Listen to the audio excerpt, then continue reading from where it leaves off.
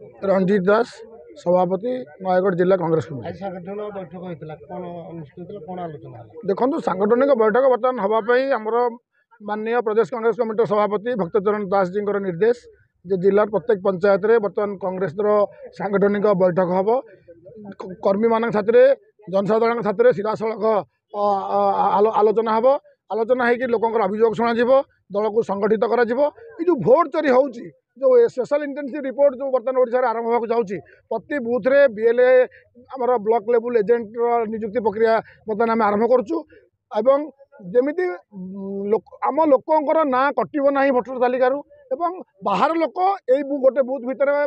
ता गाँ लोक ता गाँ रो से गाँ लोक ये गाँव को आसपारे यही जो कार्यक्रम होची सचेतन करने आज ये भाव में बैठक आरंभ होती आज आम नड़ियाली पंचायतर नयगढ़ ब्लॉक नड़ियाली पंचायतर बालुंकेश्वर महादेव पवित्र पीठ में आज ये बैठक नयगढ़ ब्लॉक में आरंभ करूँ जिलार प्रत्येक ब्लॉक रे एभली भाव में कार्यक्रम आप देखिए आगु 2 मास 2.5 मास भितर जिलार प्रत्येक निर्वाचन मंडली प्रत्येक पंचायत रे एभली बैठक हम एवं आम यही सप्ताह आम आहरी बैठक रखीचु आम आहरी बैठक रखीचु और रणपुर भाई भी आम पाखे बर्तमान विभु बाबू भी आम पाखे उपस्थित अच्छा सी बैठक जारी रखिंट आनुष्ठानिक भाव में बैठक हम जदि बीजेडी लोकर भरसा बर्तमान ना तेणु आगू जहाँ लड़े हम बीजेपी साथी कांग्रेस लड़ यहाँ सब लोकर बर्तमान मुहर गोटे कथा आगू बीजेपी कांग्रेस लड़े हम कारण बीजेडी चिन्ह आस्ते आस्ते लिबि लिबि लिबि लिबि गला नुआपड़ा निर्वाचन में नुआपड़ावासी कांग्रेस दल को द्वितीय स्थान में रखिंट प्रथम स्थान में जब बीजेपी रही भोट चोरी करके जीति कि द्वितीय स्थान में सच्चा भोट है कांग्रेस को एवं विजु जनता दल एत प्रचार कर नवीन पट्टनायक करके लोक 3 नंबर रखिंट तेणु ये बार्ता जो गाँ गहली की जाइए आज गोटे नड़ियाली पंचायत में गोटे बैठक कर देखिए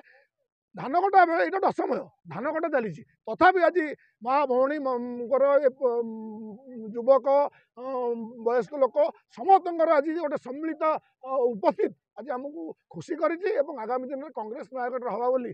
निश्चित भाव में जल जल दिशुची स्तर में कलु मैंने आम आप जानते आप अंचल लोक आम 3 दिन है आम ये गाँव में बुलूचु